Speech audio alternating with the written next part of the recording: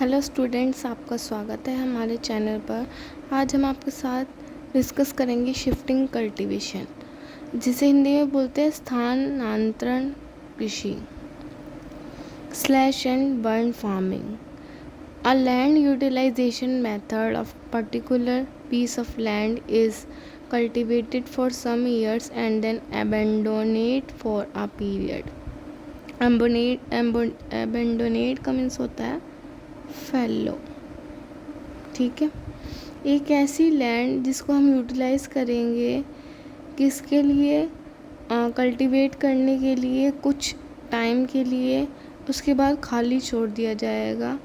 ठीक है, required to restore its fertility by natural vegetative growth, it is then cultivated again.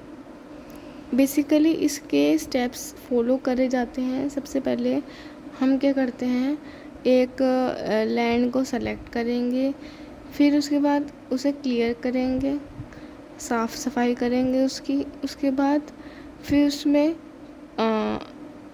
जो भी है वेजिटेटिव पार्ट उसको क्या करेंगे, बर्न कर देंगे।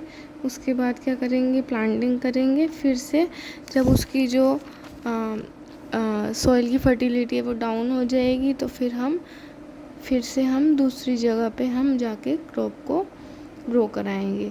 तो एक ऐसी लैंड जिसको हम यूटिलाइज़ करेंगे एक ऐसे मेथड के लिए, जिसमें क्या करेंगे, कल्टीवेट कराएंगे कुछ टाइम के लिए क्रॉप्स को। उसके बाद फिर हम उसे खाली छोड़ देंगे कुछ टाइम के लिए। किसके लिए छोड़ देंगे, जिससे कि जो उसकी फर्टिलिटी है वो रिस्टोर हो जाए दोबारा से, उसमें न्यूट्रिएंट्स और उसकी जो फर्टिलिटी है वो क्या हो जाए, रिस्टोर हो जाए, उसमें न्यूट्रिएंट्स अवेलेबल हो जाए। Natural vegetative growth, it is then cultivated again. The distinguishing feature of shifting cultivation is that neither organic fertilizer nor manure are used to retain soil fertility. इसमें सबसे बड़ी चीज़ क्या है, इसमें शिफ्टिंग कल्टीवेशन में हम फर्टिलाइज़र और मैन्योर का यूज़ ही नहीं करते।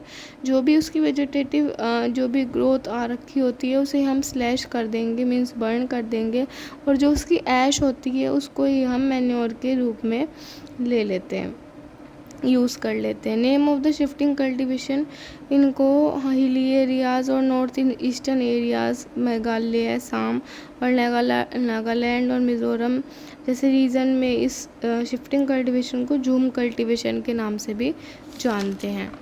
और उसके बाद आंध्र प्रदेश में इसे पोडू कल्टीवेशन के नाम से पुकारते हैं, झारखंड में कुरुवा, और वेस्टर्न घाट में कुमारी, और मध्य प्रदेश में Bewar. In this system forest patches is selected, मैंने आपको बताया था फॉरेस्ट के पैचेस को सेलेक्ट करा जाता है, फिर साफ़ करा जाता है, और जो भी उसमें हर्ब्स, श्रब्स, ट्विग्स, ब्रांचेस होती हैं उनको जला दिया जाता है। फिर उसके बाद सेलेक्ट करा, देन क्लियर करा, फिर इनको स्लैश कर दिया, फिर कल्टीवेट कराएंगे क्रॉप कुछ ईयर के बाद में। जब तक उसकी सॉइल फर्टिलिटी डिक्लाइन नहीं होती तब तक तो हम कराएंगे।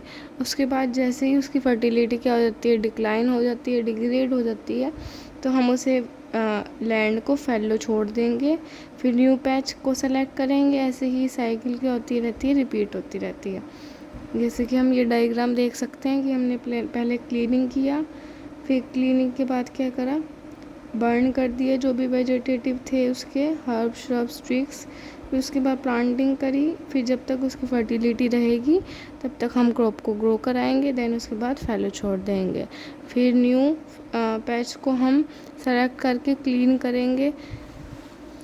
इसके इफ़ेक्ट्स क्या हैं, basically deforestation, large areas of forest are cut and burned, मतलब जंगल का बहुत सारा एरिया कट हो रहा है और जले जा रहा है, जिससे कि बायोडाइवर्सिटी पे बहुत ज़्यादा बुरा इम्पैक्ट पड़ रहा है। बायोडाइवर्सिटी का बहुत ज़्यादा लॉस हो रहा है, ट्रीज़ का लॉस हो रहा है। सेकेंड क्या है, सॉइल फर्टिलिटी का लॉस हो रहा है। After 2-3 years of cultivation the soil becomes less fertile, क्योंकि उसमें मैन्योर और फर्टिलाइज़र को, मैन्योर्स बेसिकली नेचुरल मैन्योर्स का तो हम यूज़ कर सकते हैं, तो वो भी नहीं कर रहे, तो because nutrient are quickly exhausted. जब हम क्रॉप्स को ग्रो करा रहे हैं वहाँ पे, तो क्रॉप्स तो अपना न्यूट्रिएंट लेंगी ही मिट्टी से, पर मिट्टी को भी तो कहीं से चाहिए, तो मिट्टी को हम कोई भी मैन्योर दे नहीं रहे, तो सॉइल फर्टिलिटी क्या हो जाएगी, डाउन हो जाएगी। Soil erosion, removal of tree cover exposes to soil rain and wind which causes soil erosion. Soil erosion क्या हो रहा है, हम ट्री कवर को रिमूव करे जा रहे हैं, जैसे ही रिमूव करेंगे तो सॉइल टू रेन मतलब expose the soil to rain and wind which cause erosion.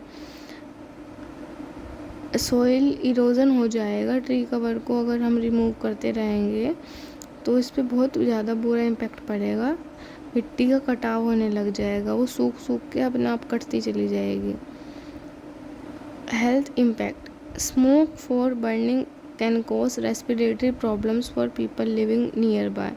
जब हम उसे स्लैश करेंगे मीन्स बर्न करेंगे, उसके वेजिटेटिव जो भी फील्ड में हमारा ये कह सकते हैं कि आप श्रब्स जो भी ट्विग्स वहाँ पे पाए जा रहे हैं, उन्हें अगर हम स्लैश करेंगे तो वहाँ पे बहुत ज़्यादा धुआं उठेगा, तो बहुत ज़्यादा रेस्पिरेटरी प्रॉब्लम्स लोगों को, आसपास के जो लोग हैं उन्हें अस्थमा जैसी प्रॉब्लम भी झेलनी पड़ सकती है। तो ये सारे के सारे इफ़ेक्ट्स हैं शिफ्टिंग कल्टीवेशन के। आई होप आपको शिफ्टिंग कल्टीवेशन क्लियर होगा। अगर आपको कोई भी डाउट है तो आप कमेंट सेक्शन में राइट कर सकते हैं। Thank you.